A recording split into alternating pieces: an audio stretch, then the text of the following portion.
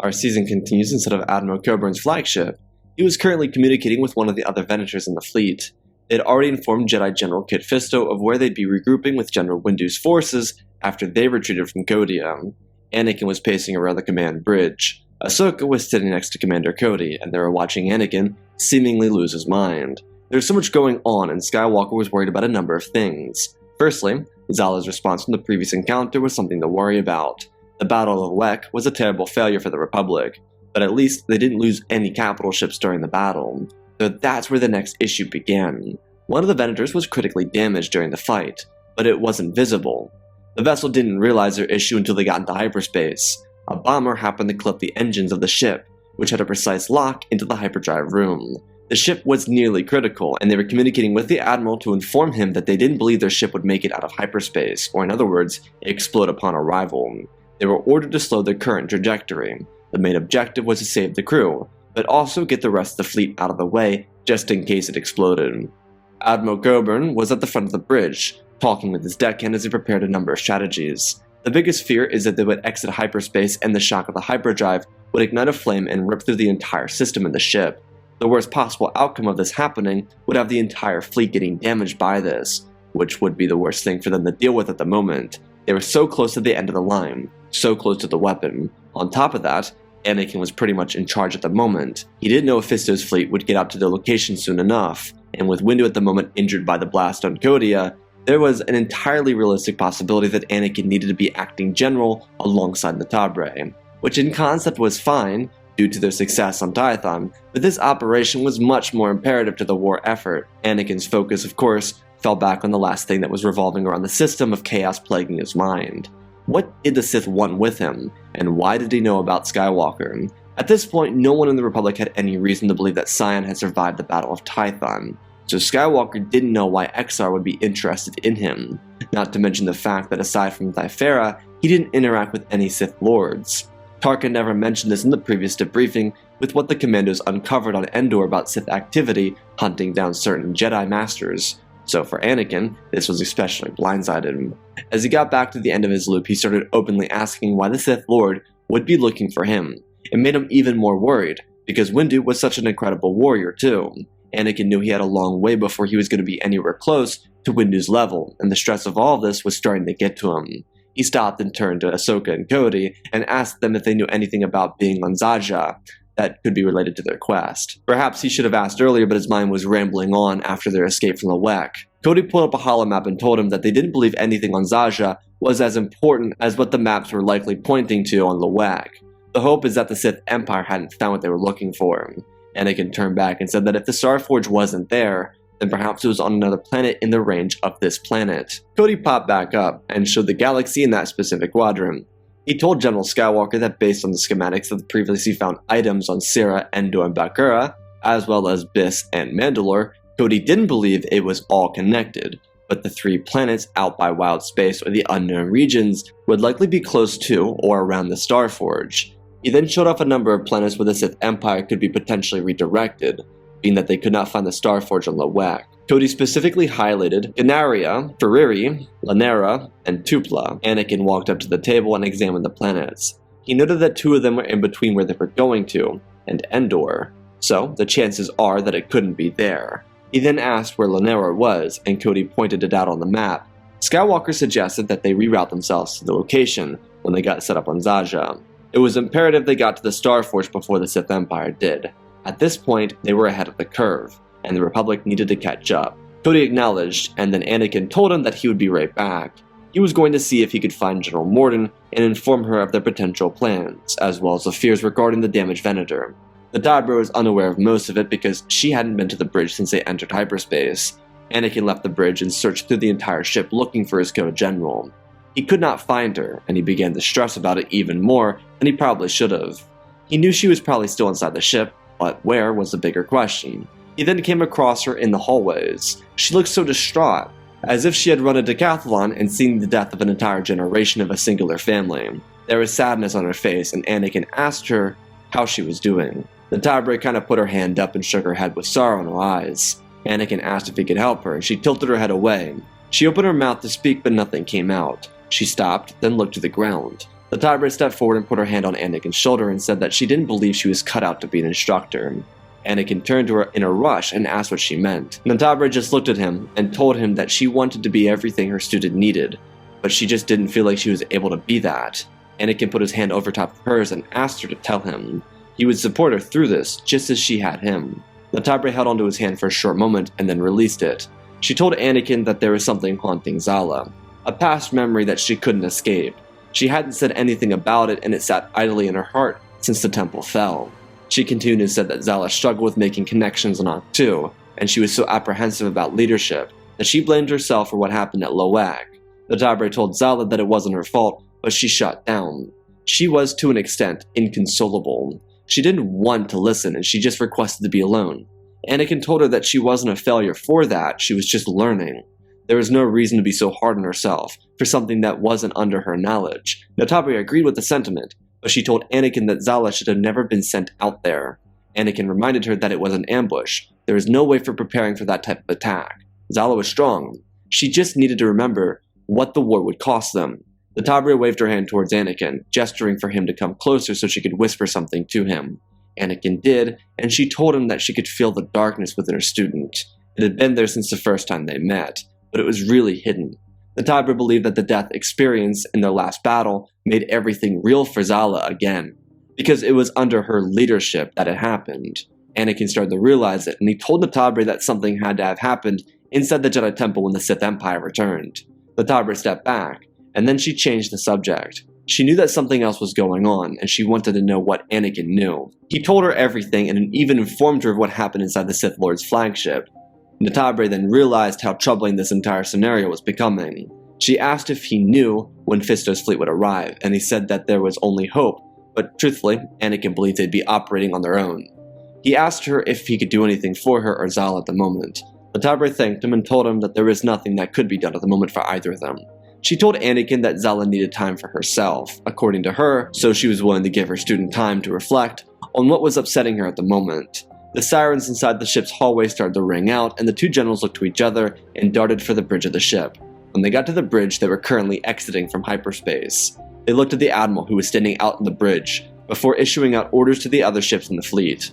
It split up as quickly as it could. The engines were turned on, and they had to go. Coburn ordered all the ships to raise their shields and go into evasive maneuvers. The fleet quickly listened as it broke off and moved away from the coordinates where the other Venator was supposed to arrive. The crew was able to slow down the ship just enough through hyperspace. It wasn't much, but it was enough to give the rest of the fleet a chance to split up and get away from a potentially dangerous explosion. When the damaged Venator arrived out of hyperspace, nothing happened. The crew on board the ship was communicating with everyone in the fleet, requesting for their bay doors and tractor beams to be open and ready.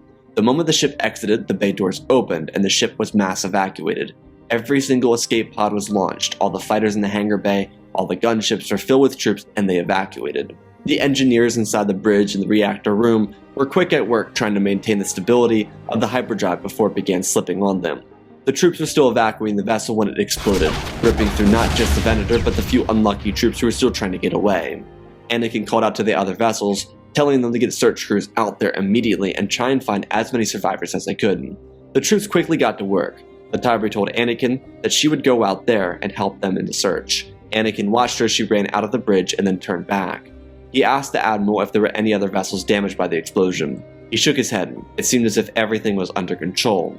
About an hour into the search and rescue, Coburn was alerted to vessels coming out of hyperspace. The fleet had since regrouped, and he was worried it was a Sith, but their frequencies were fuzzy, so they didn't realize it was Mace Windu's fleet. With the new fleet having arrived, Skywalker told Admiral Coburn that he would go over to their flagship to see if Master Windu was alright. Coburn nodded his head, and he suggested that he hurry. With the fleets having regrouped, it would be optimal time to reroute themselves to another location so they could find the hidden weapon. He agreed. Anakin moved down to the hangar bays and departed for Windu's flagship. Upon his arrival, he was greeted by Captain Rex, who introduced himself once again. Skywalker was very warm to Rex, and the feeling between the two of them is that they probably had known each other in another lifetime. There was this instant understanding of the other the moment they started talking. While Rex took Skywalker to Windu, the fleet regrouped into a larger fleet. Despite Admiral Yularen's rank as an admiral, he went by Admiral Coburn's lead. The fleet needed one solitary leader, and due to the successes of Coburn's fleet at Malastare, they were more inclined to follow his lead. This wasn't anything against Yularen. Most of his battles had just been maintaining a defensive presence. His last offense was at Kodia, and that obviously hadn't turned out so well. Coburn was grateful for the respect that was levied onto him by his peers. He and Cody had already decided that they would make their move for Lunara once Skywalker returned to the ship. The search and rescue was finishing up at the same time. Out of the 7,400 troops that frequented most Venators, there were only around 340 men that were unaccounted for, likely killed in the blast. It was a shame, but the numbers were significantly better than losing 7,400 men to that blast. Natabre had returned to Coburn's flagship, and she was trying to get time to talk with her student. She was worried about Zala, and while Zala was really put off to the whole Luwak situation, she was finally allowing her master time to talk with her. Anakin entered Mace's room and saw him attached to a couple of wires. Medical droids surrounded him, but he was breathing, which was all that mattered. Mace wasn't awake, and Anakin was simply hoping that he would be. Without Mace awake, he would likely have to take full command over the fleet alongside Natabre. If the stresses of being a military leader hadn't gotten to him before, they were now. Instead of just leading one army alongside Natabre, the two of them would be leading the two most elite units in the Grand Army of the Republic. Anakin sat down and could see Mace opening his eyes. He turned over ever so slightly to Skywalker. He was genuinely happy to see him. He turned his body over ever so slightly and told Skywalker that he would be taking command. Natabre would be by his side. He took a deep breath, reeling from the pain he was in. Anakin got up and tried to get the Jedi Master to rest. Mace reached his hand up and grabbed Skywalker's arm as he was trying to gently push him back to the bed. Anakin's eyes darted down to Mace's arm, which was covered in burned scars. His robes had been shredded and there were small bandages across his arm. Anakin could only imagine what lay under the bandages, especially since the bruises and burn scars that weren't covered up were already bad enough as they were. Mace grabbed Anakin's arm with force and he told Skywalker that they were the key to all this. The two of them were at the front of this push to find the weapon. They could do it. Mace's skin started to tremble, and the medical droids came up to sedate him. As a vial was stuck into his arm, he looked at Skywalker and told him, "Trust the Force." Anakin gently lowered Mace's arm down to his side and looked down. He didn't know what to do. What was he supposed to do? He turned to Captain Rex, who was standing behind him, and he could see the lack of confidence in Anakin's eyes, so he asked the general what their next orders were. All the men were ready. Anakin looked up at Rex and told him that he would return to his flagship and they would find this weapon, wherever it may be. On Luwak, the Sith mounted up around Exar Kun. Most of the fleets weren't present, but the respected Sith lords were. Exar called upon his subordinates, as he believed they were, and began telling them that this was their moment of triumph. He informed them that their route to the Star Forge was directly upon them. He wanted all Sith Empire fleets to mount up and make them move for the Lunara system. Revan asked if this was a bright idea to move all fleets to this location. Exar asked Revan why he was questioning him. Revan simply said that if the Star Forge was indeed on Lunara, why don't they blockade every system that leads to the planet? Go to Zaja, Kodia, Luwak, Endor, and so forth. There was no reason to build up their forces where the weapon was. One fleet would suffice. Exar did see this point, and he told Revan that they would be following that particular model. All their vessels would relocate to various sectors to keep the Republic away from the most important prize in the galaxy. Exar was so confident that they would reach this finish line first. He immediately dispatched his fleet for the Lunara system. Outside of Zaja, Skywalker and Morden told Admiral Coburn that it was time to move the fleet out. The fleet, which had completely doubled in size for the jump to hyperspace, moved towards the star system. Moments after they began the jump into hyperspace, a call began. It was Plo Koon. Instead of various admirals and so forth, it was exclusively Jedi. Anakin and Natabre stood side by side. Neither other students were in the room. Plo spoke before the group and told the collective that in the absence of Master Windu, he would take the mantle so that there was direction. The key to their victory was ending the war and finding the weapon. Natabre told the Jedi that their fleet was en route to the Lunara system. When asked why they were going there, Anakin told him that it was the place they needed to go. Plo was rather silent, and then disappointed when neither general could provide concrete evidence for why they were going there. Just based on how everything had gone thus far, they believed it all led to Lunara. Plo just wished that the Force be with them, and that they had their success.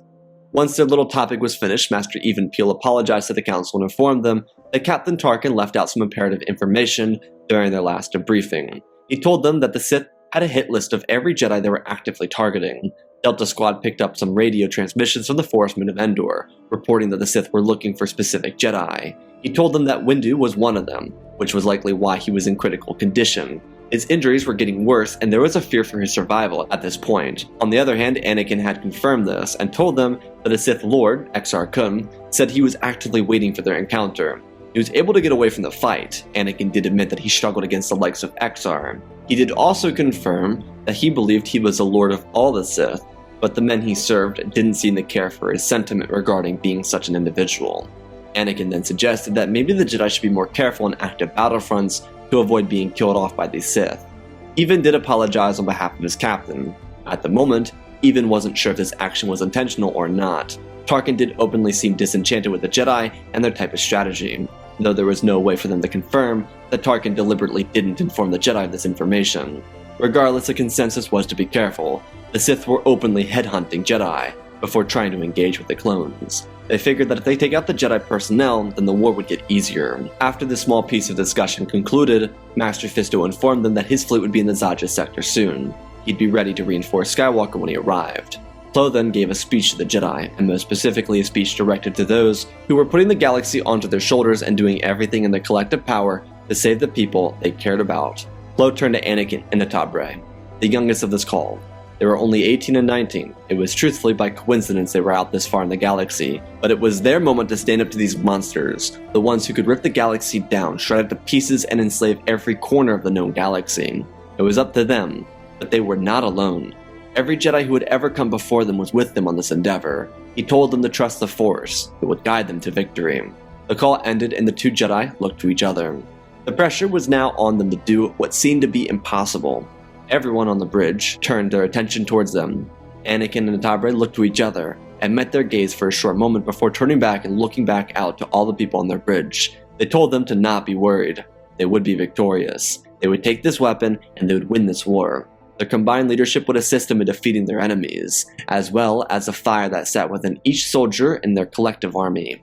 Anakin and Natabre then dismissed themselves from the bridge and made their way to the elevator at the back. They both had a silent confidence, but there was a weight, one so much greater than ever before. The two of them shuffled into the elevator and looked to each other. It was their fight. The weight of what sat before them crept over their shoulders, and the two of them lowered their heads and placed them against each other. A much simpler embrace, but one to just let the other know that they were to be as one through this. As long as they had each other by their side, then they'd prove to be victorious. They held their heads against each other's for a short moment before pulling back. The force was strong between them, and the bond that sat between the two of them was stronger than ever before. Next to them, the door shot open and they ferried themselves out. Natabre told Anakin that she would go to her student and prepare her for their approach. While it wasn't clear or not that a battle may sit ahead of them, Zala needed to be ready. Skywalker watched Natabre walk down the hallway. He had a number of words that he would like to share with her, but perhaps they could wait. Maybe they would have more time before they arrived. There was a looming worry throughout the fleet that they would encounter the Sith and be forced into a tense standoff. Without total knowledge that they would be there or not, it left the anticipation and anxiety within the ship very high. Skywalker turned and made his way to where Ahsoka likely was, either torturing Cody by annoying him with constant questioning or in the training room.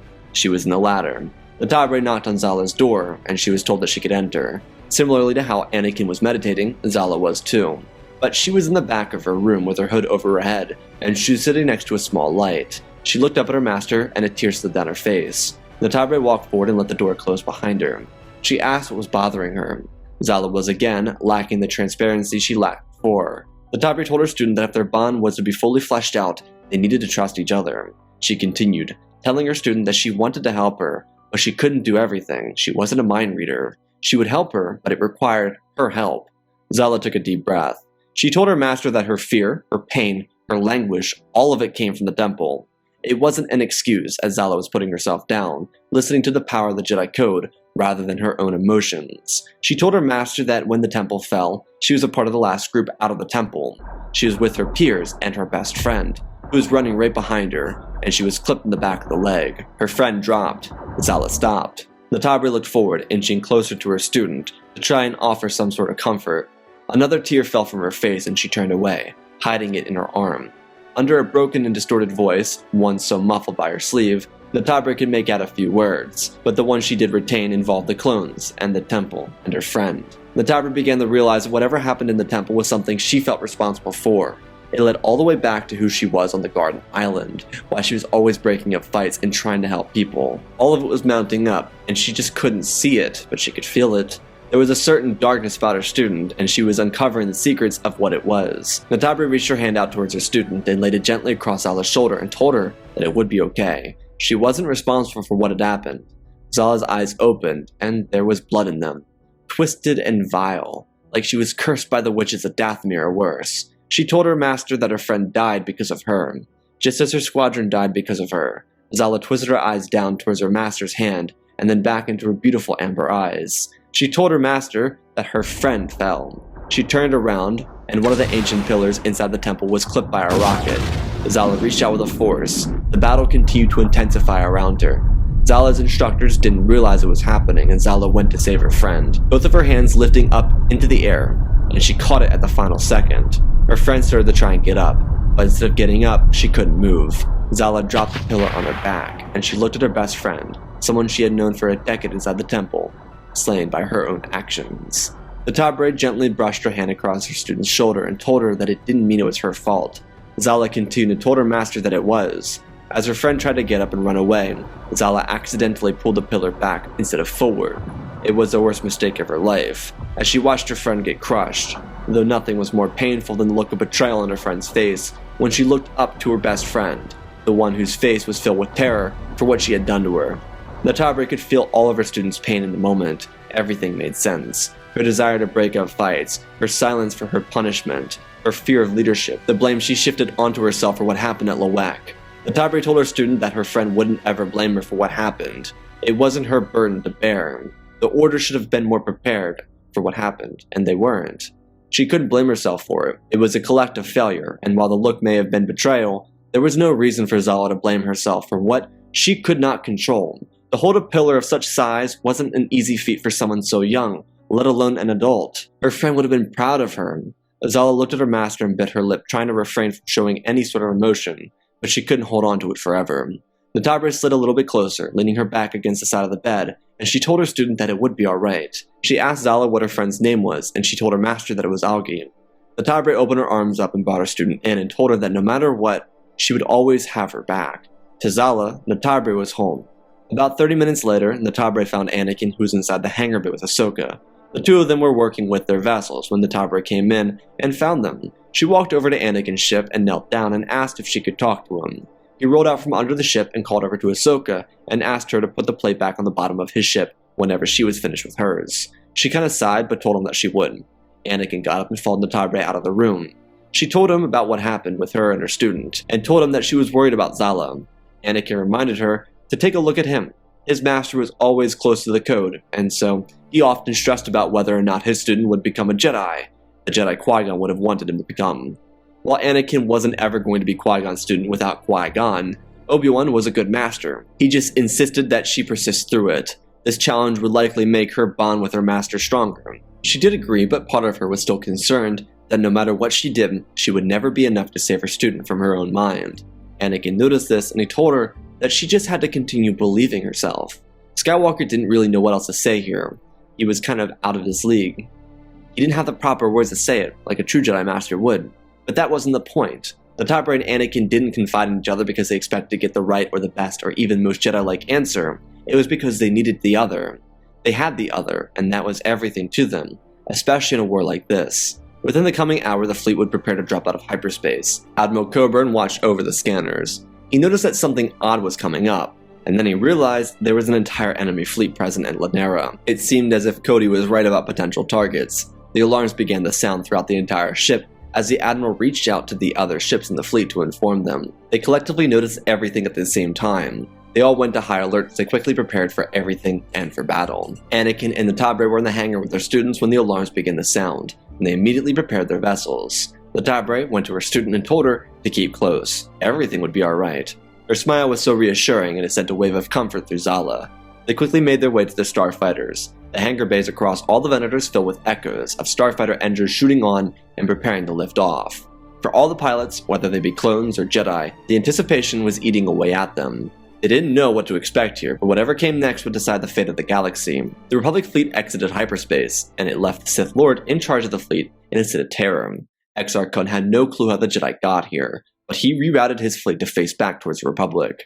The reason the Republic hadn't noticed the Sith fleet over the scanners is because the Sith had just arrived as well. The timing was perfect, and both fleets were thrusted into an engagement. The most terrifying piece of this encounter for the Sith is despite their previous victory against the Republic, what they were looking at was a fleet double the size it was before.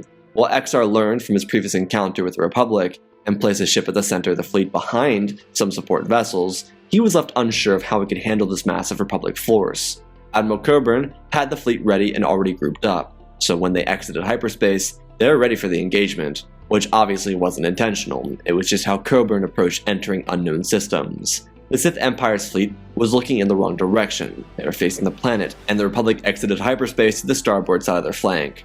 XR left it up to his fleet commander to redirect the fleet into a counter for the Republic. The Sith could see early on that the only way they'd be able to come out of this alive is through the use of superior strategy. XR began searching the scanners for the legendary weapon they came here for.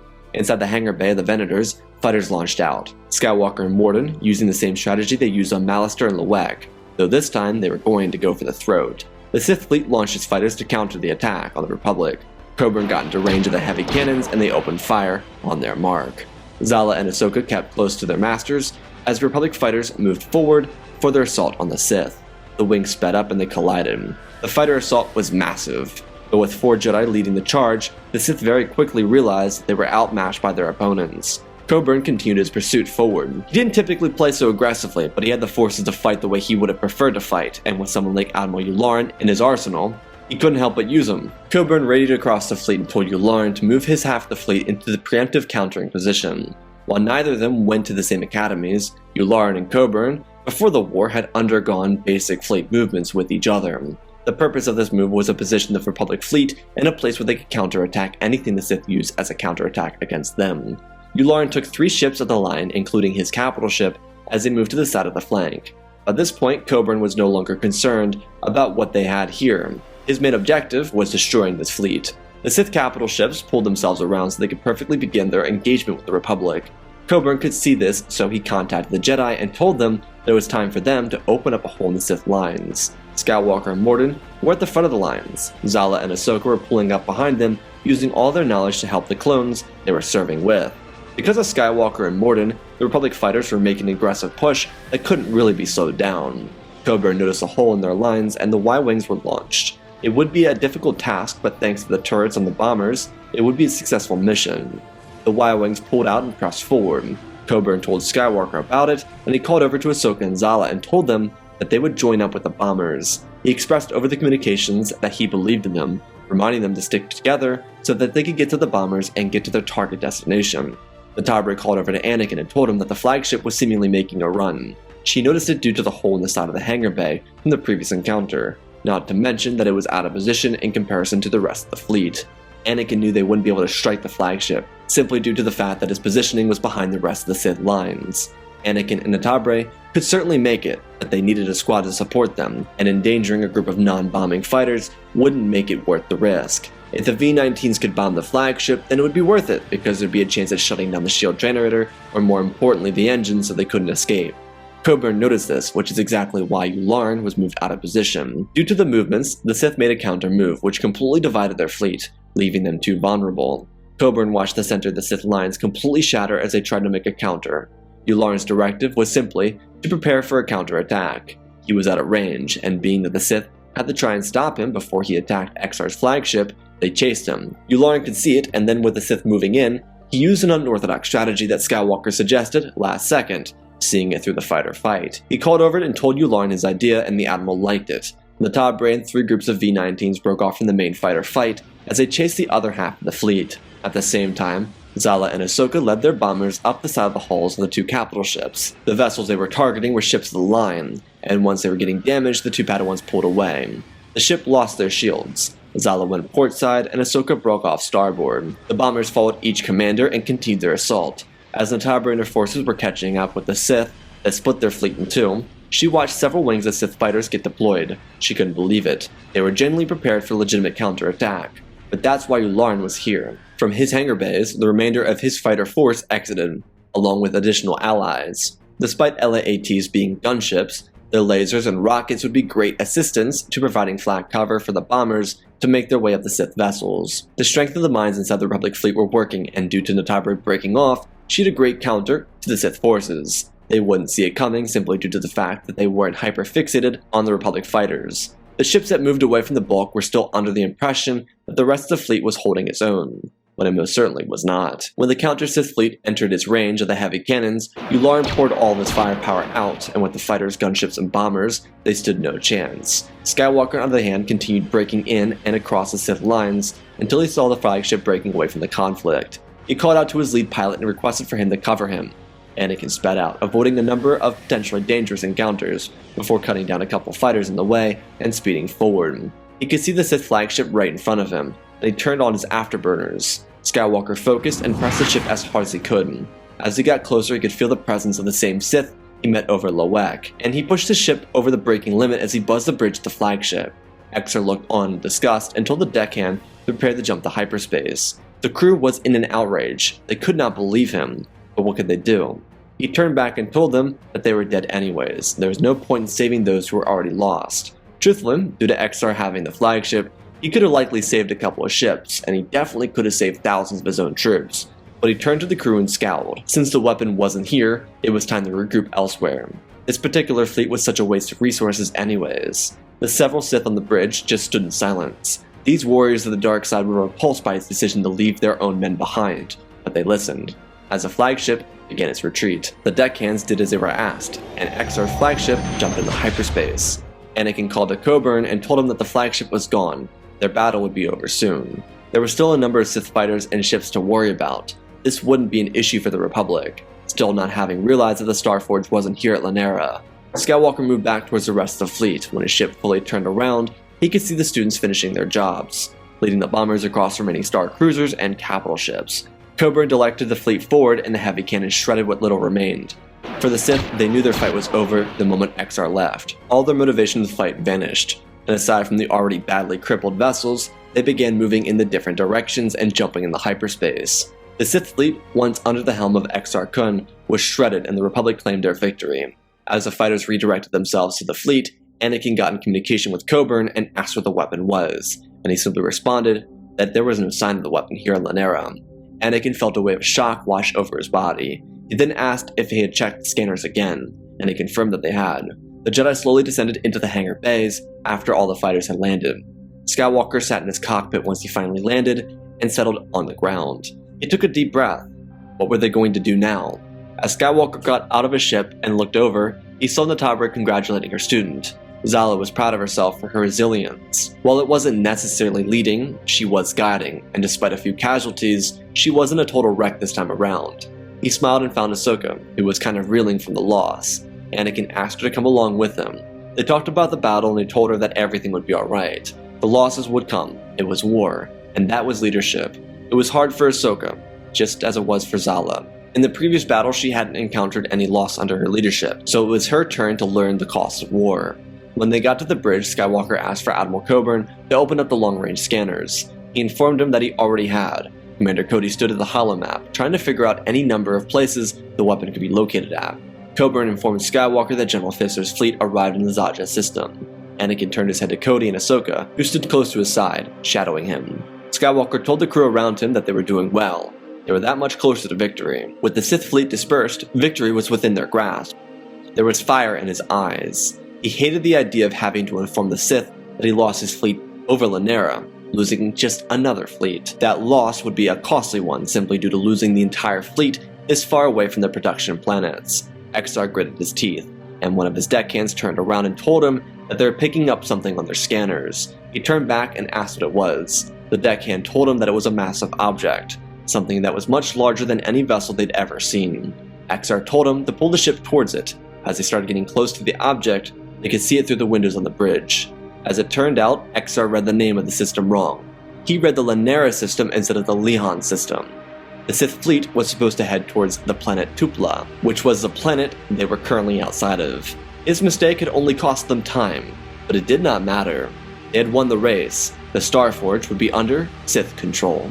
And that, my friends, is our episode. Next week is the season finale. Special thanks to all of our patrons: Galvin Gaming, Tristan, Mandalore, Sir William 1767, Darth Revan, Granddaddy Bane, Cullen Rooney, RJ38, Nick, Michael Erlanger, The Last Jedi, Apollo, Weewoo670, Annika Stank Runner, CT7567, Toaster Oven, Oz of Oz, Darth Knox, The Eternal Padawan, Joshua Tem, Johnny Naguin, Sansa Skeleton, Jedi Sloth, Mr. Geek Gamer, Lord Calic, Youngling Slayer 66, Mammoth Studios, Anakin 003, Lord Draken, Forge Legacy Star Wars, Erebus, Rex the Wolf, the man with 3 first names, Darksaint 46, Baron Joshua, and Lord Deadwing for supporting the channel. Smash that like button. Season 2 is getting ready to wrap up. Smash that like button if you want to see more. I love you all, spread the love, and always remember, my friends, may the Force be with you.